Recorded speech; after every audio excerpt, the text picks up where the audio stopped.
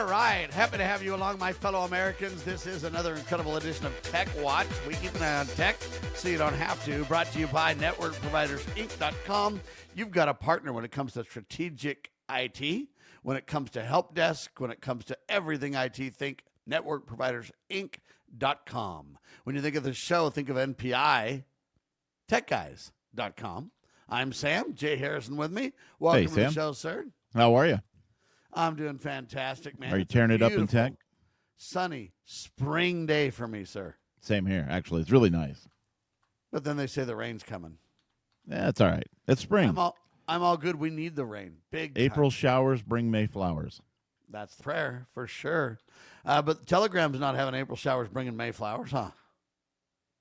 Now, Telegram is, interestingly enough, so this is Pavel Durov, the guy that wrote it. He said, Telegram was banned in Russia, yet 65 million Russians still use it daily via VPNs and with 50 million plus sending messages every day. The government has spent years trying to ban VPNs too. Their blocking attempts have triggered massive banking failure. Crash briefly became the only payment method available nationwide. Iran banned Telegram years ago with a similar result to Russia. The government hoped for mass adoption of surveillance messaging apps, meaning ones made by the government themselves. But mass adoption of VPNs instead. Now 50 million members of the digital resistance are in Iran, joined by 50 million more in Russia. He says, welcome back to the digital resistance, my Russian brothers and sisters. The entire nation is now mobilized to bypass these absurd restrictions. Thousands are building VPNs and proxies. On our end, we keep adapting, making Telegram harder to detect and block. Pretty interesting. I think that's great news on their part. I'm just saying that this battle is really the problem, though. Why do they want to shut this down? And the answer is because they're tyrannical thug governments. That's why. Yeah, it's kind of a freedom of speech issue, I think. And we see Russia locking down more and more. They almost kind of want to disconnect from the internet, I think, or have their own internet. It's not only a freedom of speech, but it's a freedom of association discussion too, Jay. That's true. Anyway, very interesting, though, and I'm just telling you right now, governments, unless they pull the plug, cannot stop people from using the internet and using certain apps, though. People are just too creative. I mean, it's kind of like the virus battles. The virus thugs want to, have viruses, and then we want to create antivirus, and, that battle's going on. The hacker battle's going on. So is this battle for access and usability and free association and free speech. And I don't think they'll ever really stop it unless they either, one, just unplug from the internet entirely, or two, just start taking people out. I mean, if you shut down somebody's finances or shut down somebody's, power, or they're going to have to go to extreme measures to stop this, Jay. Yeah, and the internet, this is the way the internet was built, right? It was built to route around damage, and so it just routes around censorship. People just get around it. That's how it's designed. Thank the heavens, I might add. Right? Yeah, absolutely. I think it's great news. All right, Gmail has made a big change. I think this is weird, and I don't know why they haven't done this forever ago, Jay. Yeah, it's a long time coming, and people are actually pretty interested in this. So Gmail, for the first time in 20 years that Gmail's been out, I think it came out in 2007, right? And we're at 2026 now. So Gmail's making a major change that millions have been asking for and waiting for. They will now allow you to change your actual Gmail address, the part before the @gmail.com, without having to create a brand new account. That means that if you've been stuck with an old or embarrassing email address from years ago, you can finally update it to something more professional and keep your emails, your contacts, your data, everything the way they are. You don't have to start another account. Even better, your old email address doesn't disappear. It remains active as an alternate address, so messages sent to either one will still come to the same inbox. There's a few limits. You can only do this once a year, and the feature's currently rolling out in the United States. To try Why can I only do it once a year? I think because otherwise you're just going to amass a ton of emails, right? If you could just keep changing it and keeping the old email but address. Otherwise people just keep adding email addresses, right? Yeah, but I think this is more like okay, so say you had some gamer tag was your name when you were a kid, and then you go off and you say, you become an adult and you're like, hey, I need a more professional name for my thing, or you're a girl and you get married and you change your name. Sure, there's all kinds of legitimate reasons. Right, but not reasons to change it probably more often than a year. So I think this is the right approach by Google. They say you just go into their account settings, head to personal info, look for the option to update their email. And so after decades of being locked in, your Gmail identity can finally grow with you. I think it's pretty cool. Yeah. So now I got to discuss what I should change my email addresses to. Well, I'm not going to give your Gmail out on the air, but I think yours is pretty good, right? I think it still lasts. We'll talk Same about with some mine. of those kind of things. But it's very interesting, though. And if you do have an email address for whatever reason, sometimes you might have had an email address that's a backup and you were a certain position in a company, and then now you're at a different position, so you might want to make it either more generic or update to your new position, one or the other. But if you can do it every year, then you've at least got some, in my opinion, forward-looking flexibility. I think it's great news. Yeah, I think it's weird. smart. They should have done it forever ago. It's funny. I have a niece who created an email. She was little, like probably 9 or 10 or something, and it actually had a spelling error in it, right? But she just kept it because it was like, whatever. Now, you can fix that, and I think that's a good thing because she's like in her 20s now. Yeah, if you're Elon Musk, what about this one? Well, Tesla, so interesting. Yeah, so Elon Musk says that Tesla full self-driving, right? He kind of a little report posted this on Twitter. He said Tesla's full self-driving 5.3 million miles between accidents is their average. U.S. driving average is 660,000 miles. So that's 9 times safer, and it's only getting better. I think that's an incredible statistic. It's a very incredible statistic. And I think right now, in all fairness, these self-driving vehicles, whether they be Uber, whether they be Waymo or whatever, part of the reason that we hear so much about them is because they're novel. So, for example, if a Waymo car stops, and then the police are, trying to do something, and the Waymo car's in the way. There was some stories about that in San Francisco and stuff. We hear about it because it's just like, oh my gosh, the Waymo car is causing problems. But the problem is it's unfair because we hear about this whenever a bad thing happens. We don't hear about how many miles, the car's driving. It's fine. It's good. Same thing with kind of the cops or police in modern times. The police do millions and millions and millions and millions of interactions, and they go very well. And then we hear about one bad thing with the cops. It's like, oh man, the cops are bad guys. It isn't really true. It's unfairly represented. Our society loves the if it bleeds, it leads. And now that we can basically pop anything on X or anything in the news anytime, anywhere, whatever, we're so connected now instantly to where I think we get this unfair representation of the truth, Jay. Yeah, absolutely. And it's funny that I saw recently in the last week or so footage out of China where all of their taxis shut down, like everywhere on the interstate, everything, they all shut down for a little while. And people are just driving around them. The taxis just shut down in the middle of the interstate, like with their flashers on. And it's crazy. It's great footage, but it's tech. It has glitches, and you got to grow with it. Well, and people have glitches too, though. I mean, the question is it better to have the whatever taxis all shut down like that, or is it better when an accident happens for everybody just to rubberneck and drive really slow and get all derailed and stuff? Yeah, I'd much rather have something safely shut down than a wreck or an accident, right? Right. Or I'm just saying when you have a wreck and an accident, though, everybody's kind of rubbernecking and not really looking at the road and looking at what they're doing. And then you get all kinds of fender benders as a result of people looking back at the accident and all this kind of stuff. And I'm just saying humans are as guilty of it as the tech is in many ways. Absolutely. And now we're starting to see, at least if Elon Musk's report is correct, worse from the humanoids, right?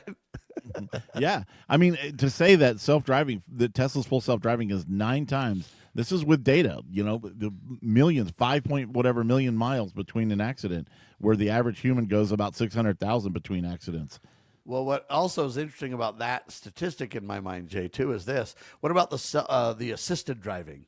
And then we have more accidents with the assisted driving. And now you kind of wonder, is inserting the human into it making it worse? I don't know. But it's a fair question, right? Certainly, yeah. All right. Anyway, ChatGPT's going under a metamorphosis, Jay? A change? Yeah, they've introduced a new, I don't know what you want to call it, paid option. ChatGPT has a new $100 plan. It targets what they call heavy coders and heavy users. But it's not their ultimate plan or anything. It's just called Pro. Details in seconds. This is TechWatch.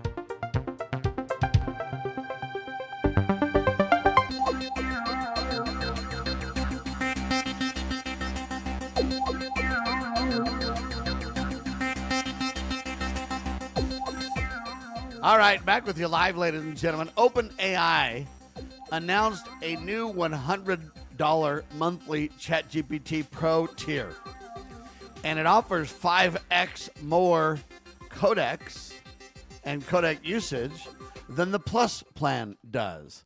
So now you got a $20 plan, a $200 plan, and those plans remain basically available in just the same, I guess. Oh, I guess now the $200 plan offers 20x higher limits than the Plus. So you got $100 5 times more, $200 20 times more, Jay. Yeah, that scales pretty linearly. I think that I don't know why they don't just.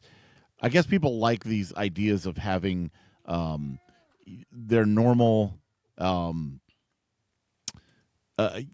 like a base rate. They know what they're going to spend every month. Yeah, you don't want to change it all the time and stuff. If I use ChatGPT a lot, I'm used to a $20 bill, and all of a sudden it's like $200. It's like, what? Yeah, and I was going to say, I wonder why they don't just have people pay as you go. You could do that with APIs on different things, but and it by gets the way, expensive.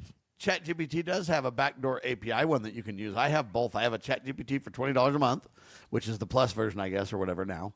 Right. And then I have an AI version that goes to the backdoor, and I pay per, quote, transactional tokens on that one.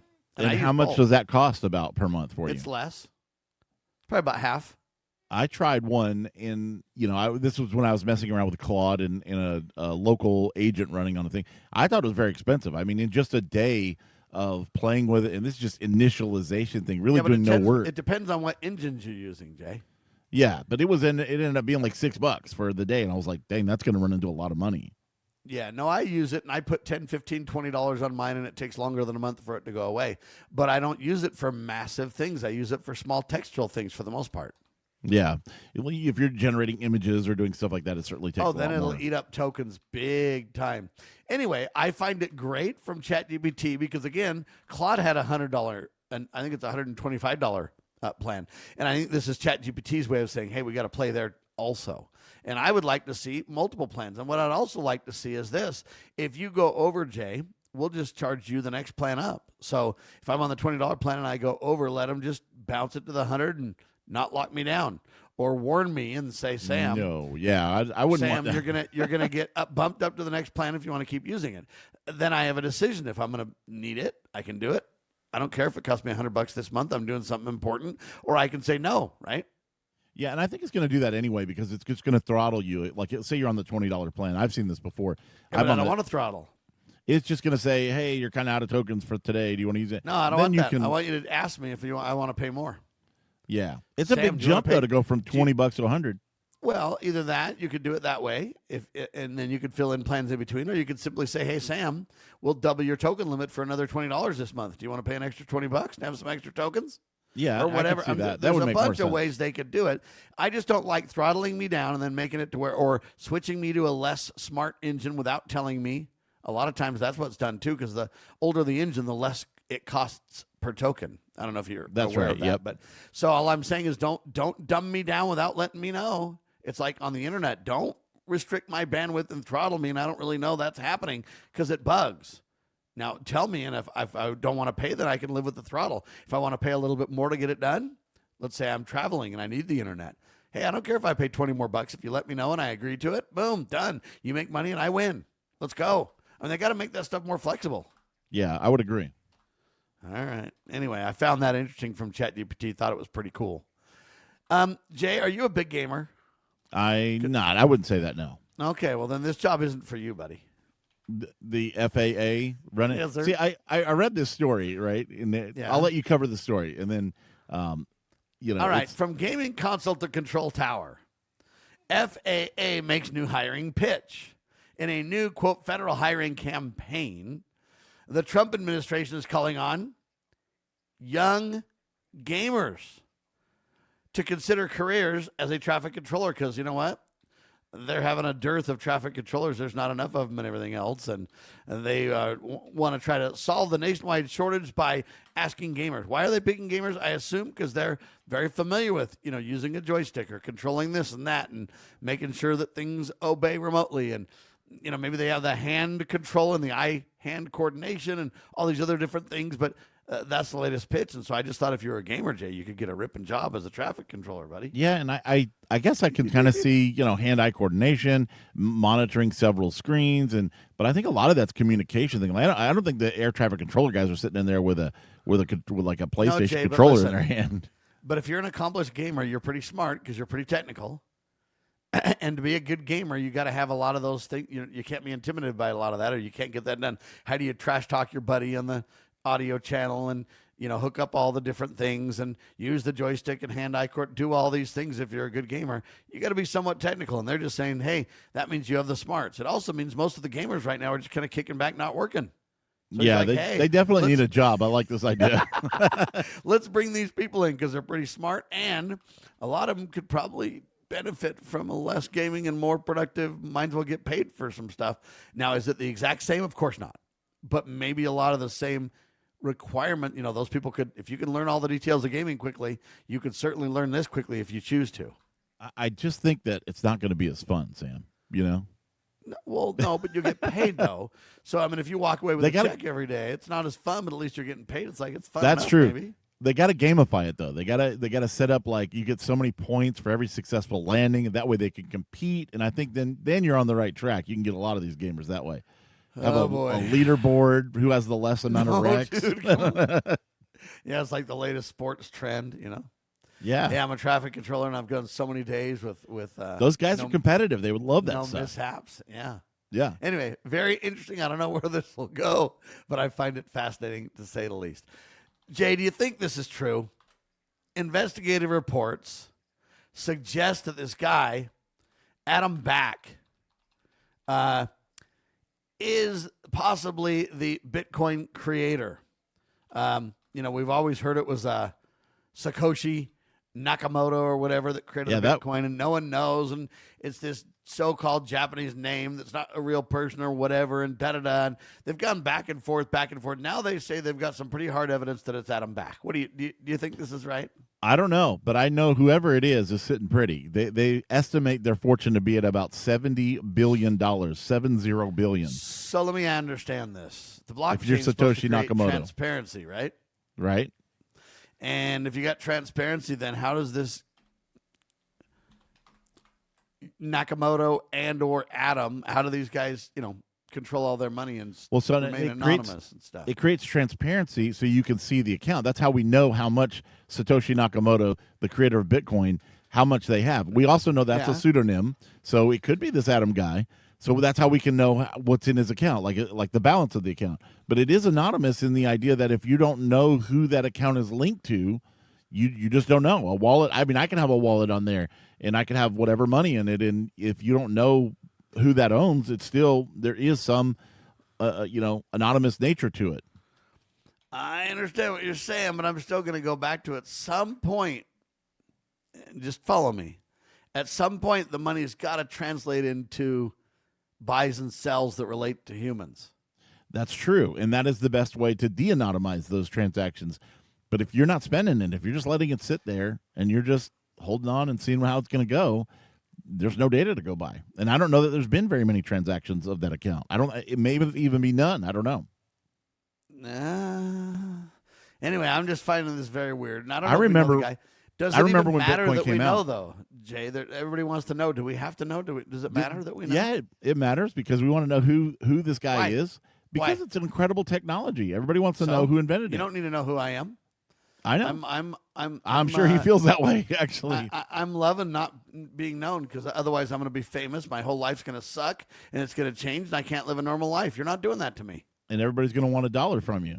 I remember when Bitcoin came out, you could buy a Bitcoin easily for $1. You could have bought 100 Bitcoins for $100. In fact, there was even this Bitcoin faucet. You could go, it was a little website. You could go up there and they would just give you some Bitcoin because they were trying to get people to use it and whatever. And they would just drip out a little bit of Bitcoin. You could just ask for it. That is not the case today. And it is very valuable. And this guy is sitting on it's perceived nest valuable. Egg. It's really the same zeros and ones that it always was. Yeah, that's true. But I mean, so is the American dollar, right? Yeah, it's fake too. You're right. It's just about your percent. I mean, even with gold. Yeah. I saw this funny meme, and it was like there's this huge asteroid somewhere, and it's mostly gold out in space, and People are like, oh, if we got this asteroid, it would just make everybody rich. And somebody else commented and they said, no, it would just make everybody poor. Gold would be worthless. If gold's everywhere, it wouldn't be what it is. The uniqueness about gold, different than say Bitcoin and or the US dollar and all that kind of stuff, is that there's a natural reality of intrinsic value, meaning it's rare enough to have value, but not so rare that you can't get your hands on it. It's got, when you choose gold and then you match it with silver, they've got this intrinsic values kind of properties that say it's portable, it's durable, it's measurable, it's controllable, it's useful, all these different things that make it the intrinsic value that it is. And, you could do that with a group of things, like you could do that with wheat and barley and gold and silver. And I mean, that's the best, if you really want my opinion, that you could get, is if you created a whole basket of needful things, then you would create kind of the best currency kind of all. Hey, this amount of gold and this amount of silver is worth this amount of wheat or grain or whatever different commodities you put in there. But the broader you make that, the more stable it becomes. That's terms true. of tradability and et cetera, right? In the case of Bitcoin, there is some tangible assets that have gone into it as far as heat and power and electricity and things to mine this. And so there is some of that. I agree that, if it falls, yeah, like, there's for a example, lot of that. It's just that if we have an EMP, then I can't use it. Right. You may be locked away, but it doesn't mean that it's gone. I mean, some people have thrown their computer out and realized that the hard drive had 10 Bitcoins on it, and they're like, dang, and it's sitting in a landfill somewhere. There's a guy in England, and they won't let him dig it up. That's an individual basis, but if you really had an EMP, I don't know if it'd be gone or not. I mean, right. It's hard to kind of know what. It depends on what control, how centralized whatever control becomes, right? You also have this thing on the horizon. Google says that by perhaps 2029, if quantum computing happens, they may be able to break the encryption on Bitcoin, and that would make it all completely worthless. Yeah.